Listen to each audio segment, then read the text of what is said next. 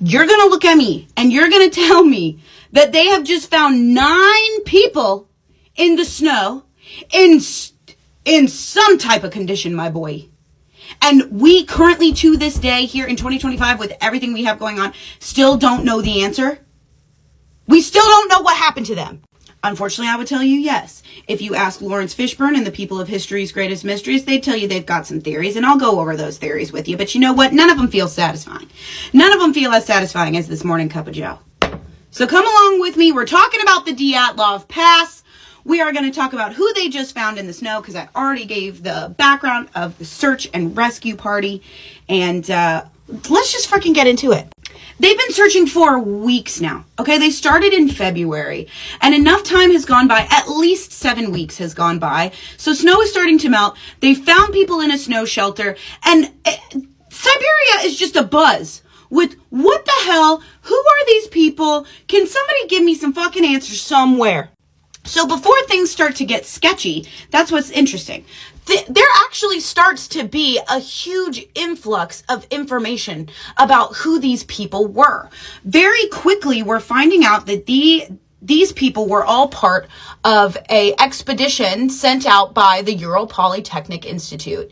And these people were actually some of the best outdoorsmen that you could ever imagine. In fact, they do this shit for fun, bro. They go out into the snow and they survive out in the snow for fun. And they had planned this particular they had planned this journey together in order to qualify for their grade 3 outdoorsman certificate. So this guy Dyatlov is back in a college classroom somewhere being like, okay, how can I make this hard as fuck? Because we are about to be grade 3. We've already been grade 2. We've already been grade 1. We're about to upgrade our grade. We are about to go off in the pass. So they set off on this journey, and they have pictures of them on this journey because they found a camera in all of the rubble, and they just look as happy as little clams could be.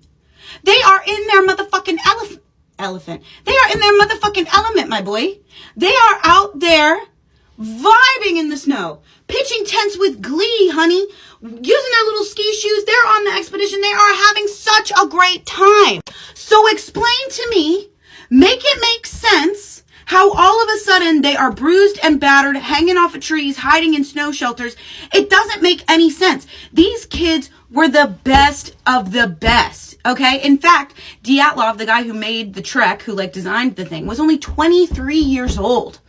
These kids were in their prime, and they knew what they were doing out there, which makes it even more sketchy. They had a very clean-cut plan. We are going to go 200 miles in 16 days. They knew exactly where they were going. They knew exactly how they were going to get there, and yet, I don't need to tell you what happened to them, because you already know, because you stay on my channel. So, something is rotten in the state of Denmark. I know I say that a lot, but something is in this case, something is truly rotten, even though we're not in Denmark. Something is fucking rotten. So these 9 young bucks have been found in the snow. And we're starting to think, okay, well, what the fuck happened to them? Because I think everybody agrees that these kids were way too good at this to just be found in the state they were found in the snow. It just doesn't make sense. And so they start to go through. That's the beauty of history's greatest mysteries. They start to go through some theories as to what could have happened to them. And we start with one that actually makes me kind of chuckle. It's actually so ridiculous. I'll just go through the really ridiculous ones first. They're like, oh, did a Yeti do it? Did a Yeti do it? Shut the fuck up. As much as I believe in Sasquatches and Yetis, in my heart of hearts, I know that they're real. I also know for a fact that if they are real, and they are the smartest creatures that have ever walked this planet. They have managed to evade human capture and human discovery for so freaking long. They're not going to leave 9 people out in the fucking snow for them to be like, was this a Yeti attack? No. Yetis are way too fucking smart. I give Yetis way too much credit. And also, I give them so much credit, in fact, that I think they have so much empathy and so much conscience that if they did do something to 9 people in the snow, it's because them and their Yeti family were in dire fucking straits. They were desperate as hell. So don't come around here putting this kind of violence on my boy, the Yeti, because it's just not the truth. Then they're like, oh, Stalin's labor camps are around here. Do you think somebody escaped the labor camp and murdered them? Honestly, history's greatest mystery, shut the fuck up. Do you think that somebody is going to escape Stalin's gulag and go out into the wilderness and be like, oh, let me just murder these fuckers real quick?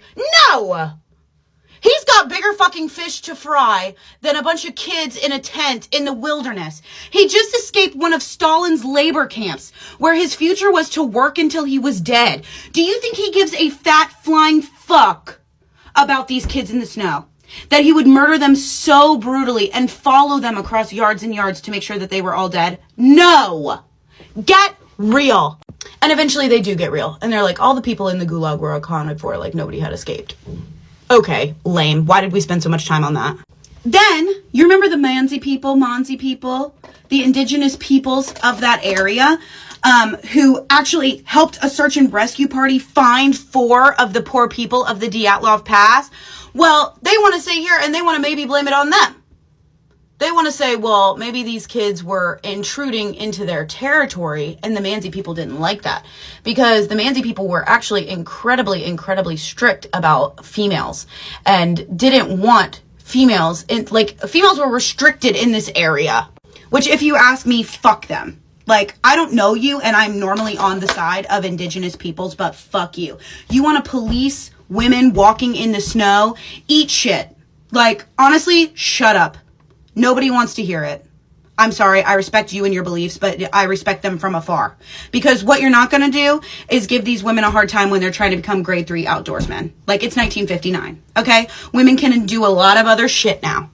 And they say that potentially the Mansi people saw the people going through the Dyatlov Pass, noticed that there were women in the troop, and that is why the women were found without, or that one woman was. And that's another thing. That it was only one. There was multiple women and there was only one woman found in that condition. There was only one. So you can't tell me that that's across the board. You can't do it. I'm not buying it. I also don't like the pointing the finger at indigenous peoples, even though they have archaic beliefs. It's not my favorite theory, okay? Then they try to hit you with another theory. There was someone else on the trek with them. This, like, sketchball-ass older guy. He's like that creepy older uncle that's like, oh my god, y'all are going on a trip? I want to come. Unfortunately for me, and I just have to be honest, he's kind of a smash. Like, I'm not going to lie. He had tattoos all over. He told them that, he told the kids of the Dyatlov Pass incident, he was like, y'all call me by this fake name, y'all call me Sasha. And I was like, oh, this man is going through some things. This man is traumatized. Turns out he lied about a lot of things. Like, his stories were very inconsistent about, when he served in the war and where. Like, he was just a freaking sketchball. And they found his camera and they found his stuff and they were like, you know what? This man is giving KGB operative. Like, this man is giving KGB spy. Like, this man 1000% joined the Dyatlov Pass group and was fucking spying. That's what was going on. I find it difficult, although sketchy. Like, I will say it's sketchy as fuck.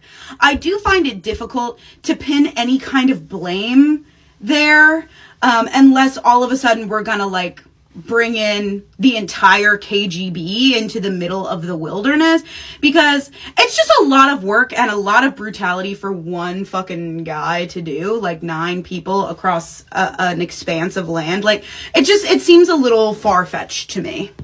However, there are two theories that don't seem far-fetched to me. That seem, for all intents and purposes, it's either one or the other. And unfortunately, I'm out of time. So you gotta come back. You gotta watch it. I guess I'll do my hair because my makeup's done. Y'all know I don't take very long. And we'll talk about what could plausibly have actually happened to the people of the Dyatlov Pass.